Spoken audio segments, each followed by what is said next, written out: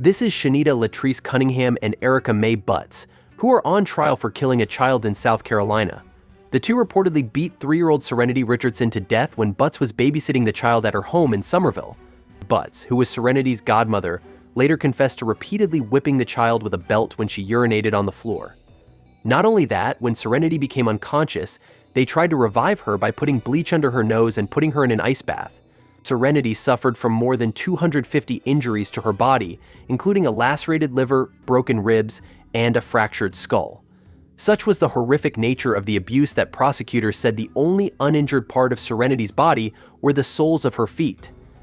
Both Cunningham and Butts were charged and convicted of child abuse murder. After their sentencing, Judge Diane Richardson said nothing had ever affected her as strongly as the photos of the little girl's battered body. The severity of the blow to that child's leg, and to say that you did not recognize what had been done, to ignore what must have been the excruciating sounds that came from that child on a daily basis, is more than disconcerting to this court. She then sentenced the two killers to life in prison without parole. As such, the court finds it appropriate that each be sentenced to the State Department of Corrections for a period of life. This is when things got crazy.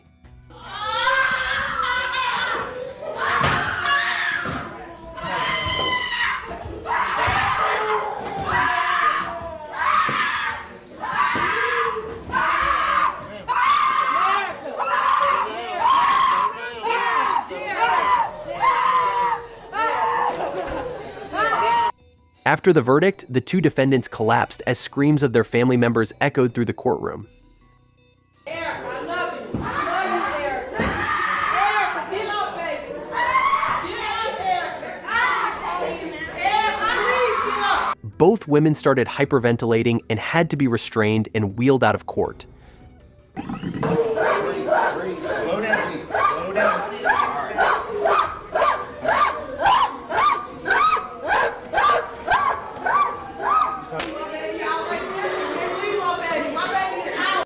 While the chaotic and bizarre collapse in court was truly shocking, it's nothing compared to the disturbing actions of Trevor Summers.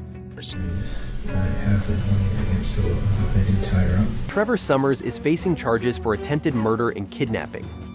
In March 2017, Trevor broke into the house of his ex-wife, Elisa Matthews, and held her hostage for hours. Eventually, a good Samaritan noticed her pleas for help and called the police. Some chick just ran out of the dude's car. He just grabbed her and put her back in my car. What's the address?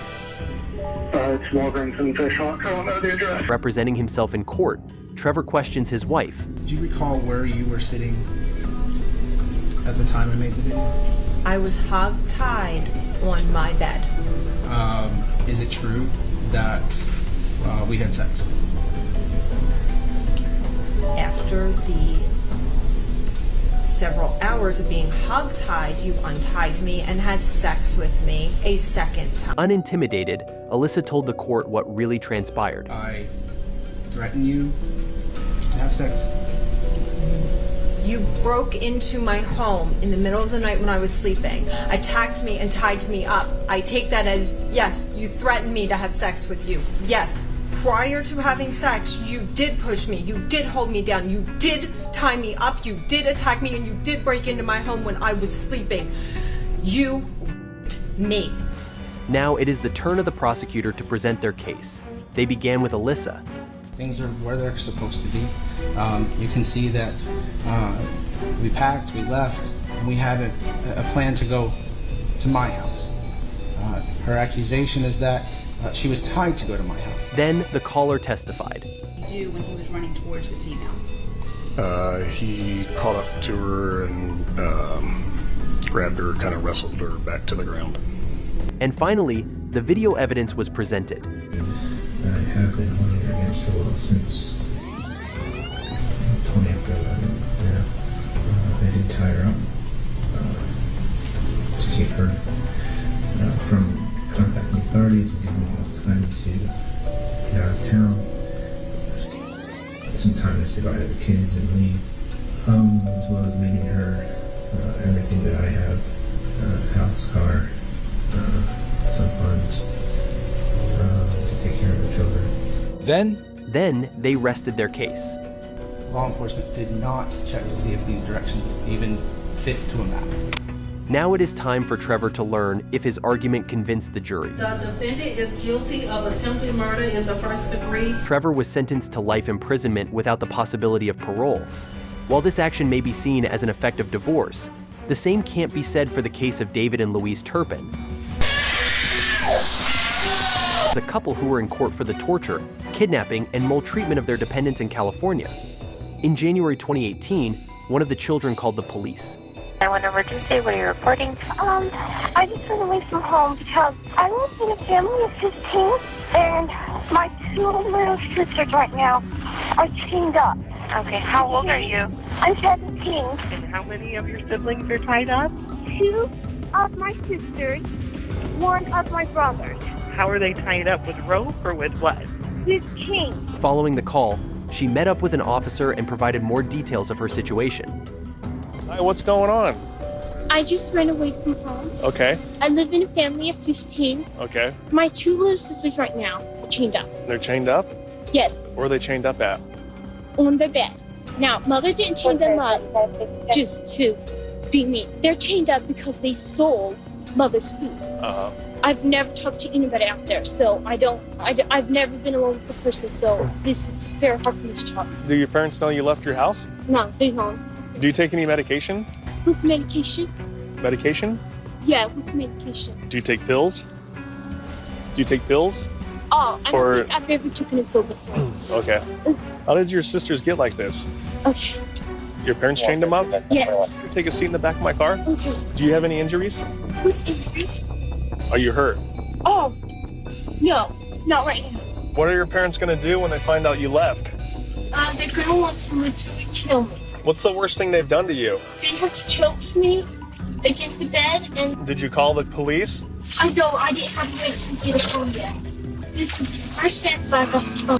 The officer called for backup and went with Jordan to investigate her claims. Hey, do you mind if we come in and just take a look, make sure everybody's safe and everything's okay? Okay, what kind of call did you get? Well, we got a call that there was a young female walking around saying that she came from a house over here.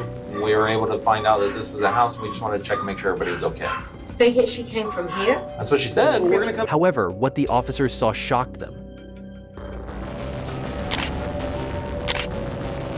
David and his wife Louise were promptly arrested.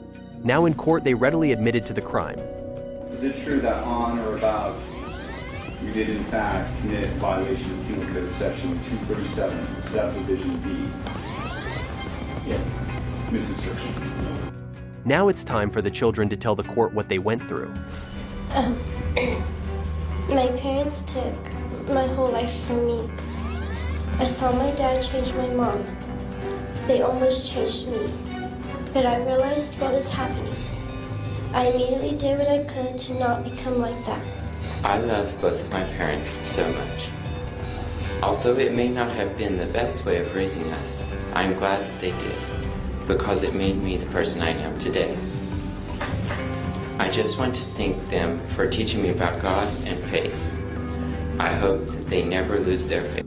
It was an emotional moment, and Louise couldn't hold her tears. However, the children were not done. I cannot describe in words what we went through growing up. Sometimes I still have nightmares of things that had happened, such as my siblings being chained up or getting beaten. This time around, David couldn't help but react to the statement. It's finally time for the couple to address the court. An emotional David spoke first. I thank God for all of my children. Each one of them is a blessing from God. My homeschooling and discipline have good intentions. I never intended for any harm to come to my children. I'm sorry if I've done anything to cause them harm. Then Louise addressed the court. Sorry for everything I've done to hurt my children. I wanted them to know that Mom and Dad are going to be okay. I also want them to know I believe God has a special plan for each of them. Before they were sentenced, the judge expressed how he felt. Are indeed a gift. They're a gift to their parents, they're a gift to their family, to their friends, they're a gift to society. Now they learn their fate. Both defendants are sentenced to life with the possibility of parole minimum for eligibility of 7 years. David is serving his sentence in California State Prison. Corcoran and Louise is incarcerated in the Central California Women's Facility. David and Louise Turpin are prime examples of kidnappers acting crazily. Thank you for watching. The cases we've explored today show the unimaginable impact of crime on victims and their families. These stories remind us of the resilience of survivors and the importance of justice. Stay tuned for more, and don't forget to like, share, and subscribe for more updates on similar cases. What happens when a murder-for-hire plot goes wrong, like in the case of Diana Lovejoy, a YouTuber who conspired to murder her ex-husband in California? We, the jury, in the above entitled cause, find the defendant, Diana Jean Lovejoy, guilty of the crime of conspiracy to commit murder. Reports suggest that in 2016, Diana Lovejoy hired firearms instructor Weldon McDavid Jr. to assassinate her ex-husband, Greg Mulvihill. Lovejoy and Greg were reportedly going through a bitter divorce and custody battle at the time. McDavid allegedly lured Greg to a secluded area in Carlsbad by pretending to have information that would help him with the case against Lovejoy. But when Greg arrived at the scene, several shots were fired at him, and his friend called 911. Hello, this is 911. Yes. My friend has just been shot. Do you know who shot him? There's a guy lying down like a sniper. A sniper? Did you see him at all? Briefly, we saw the gun, and he shot at us like 6 or 7 times. My friend's getting lightheaded. That's okay. I got paramedics en route, okay? Hold on, officers en route. I got help out to you, okay? When police arrived, they found Greg in his car, bleeding out. He was rushed to a nearby hospital, where he survived. Police learned that the call McDavid made to lure Greg came from a burner phone, which had been purchased by Lovejoy 2 weeks before the shooting.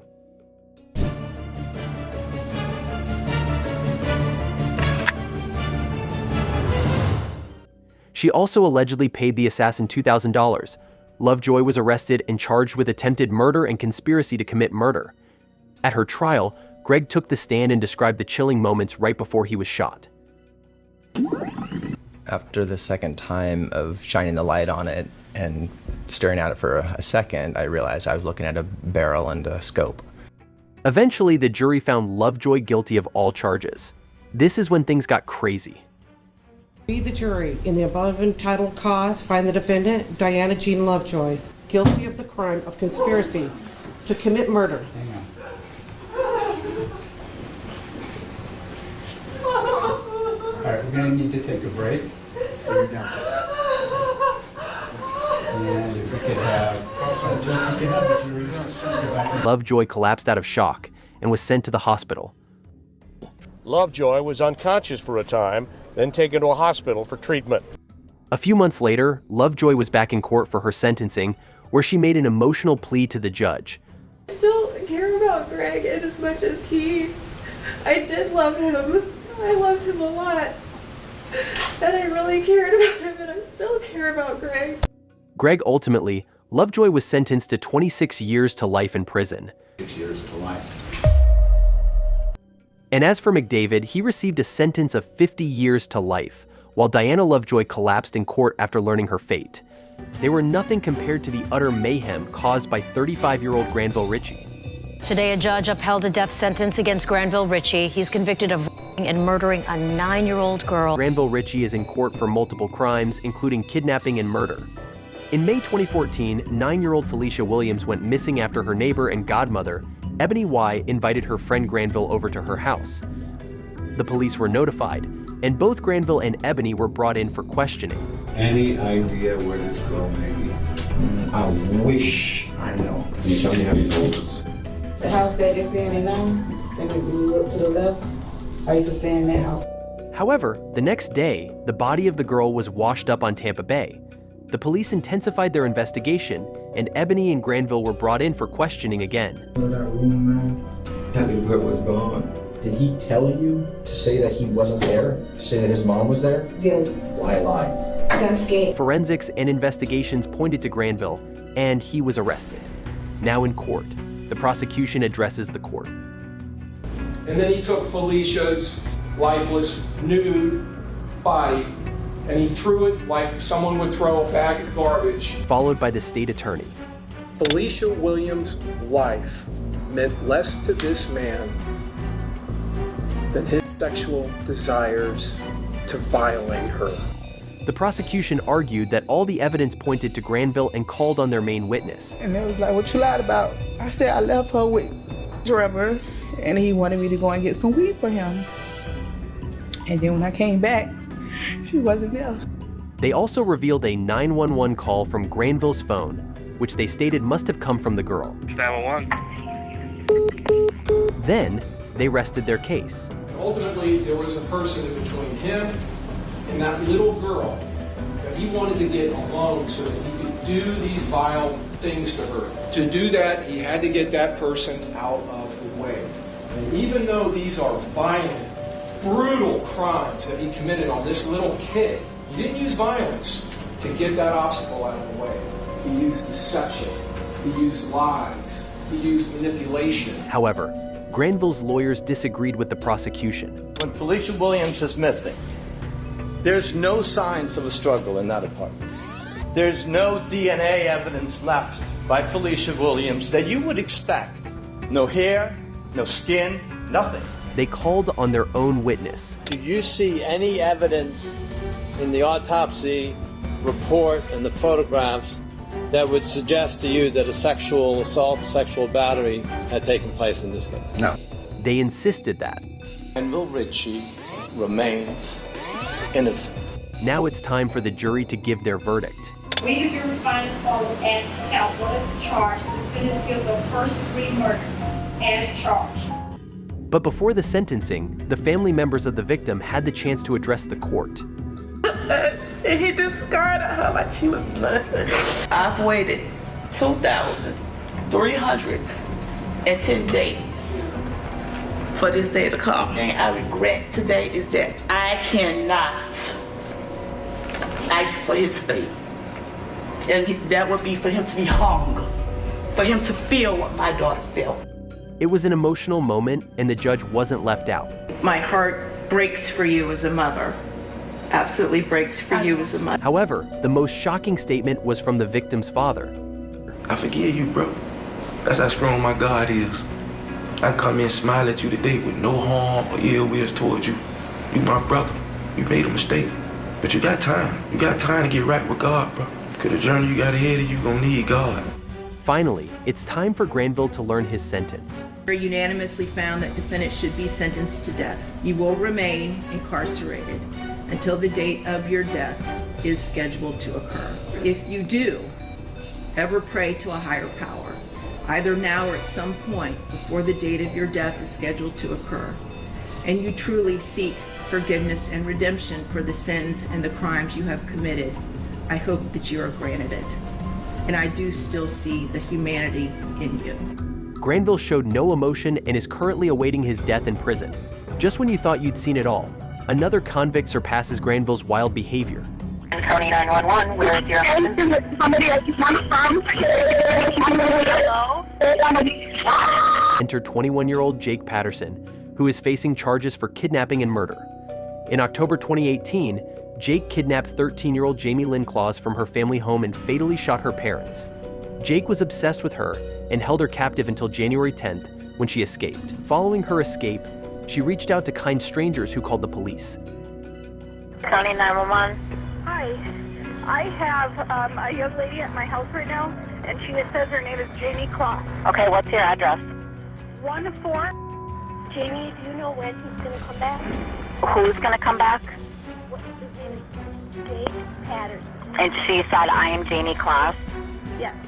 She said, he killed my parents. I want to go home. Help me. Ma'am, my deputy, she just wants you to lock. Jake was later arrested. Now, in court, the judge explains his situation. I understand that if the court felt justice required, I could impose 2 life sentences consecutively with a 40-year sentence consecutive. Yes. Knowing that, do you still choose to plead guilty? How do you plead to that charge? Guilty. Even in court, his obsession with Jamie didn't reduce. As he was led away, Patterson turned and said, "Bye, Jamie." Next, it was time for the victims to tell him how they felt. This monster, Jamie won't have her mom and dad at her dance recitals. Now, Jake addresses the court. I would do, absolutely anything to take back what I did, I would die. Before I did this, I planned on taking multiple girls, killing multiple families. I wanted to treat them differently, play mind games with them. I also just wanted to scare people. I hated everyone, but no one in particular. But before he learns his fate, the judge speaks directly to him. I've been a lawyer for almost 40 years and a judge for the last 16 years, almost entirely in this county. And these crimes rank as the most heinous and dangerous that I have seen either here or anywhere else in the state of Wisconsin. Not only were you a danger to the Claus family, you are an extreme danger to the public in general. There is no doubt in my mind that you are one of the most dangerous men to ever walk on this planet. Finally, he learns his fate. Regarding the first-degree intentional homicide of James Claus, I sentence you to life imprisonment without the eligibility for release on extended supervision. Just when you thought Jake couldn't sink any lower, their behavior in prison will leave you stunned. Other inmate jumps towards Patterson, who backs up, and then throws a punch. Fortunately, a prison guard intervened. Small door pops open from the prison guard bubble, and a guard extends an orange-colored beanbag shotgun and fires a round, hitting the railing. The two men separate and then lay on the ground. Jake is still serving his sentence in an outdated prison in New Mexico. While it was clear that Jake wasn't happy to spend the rest of his life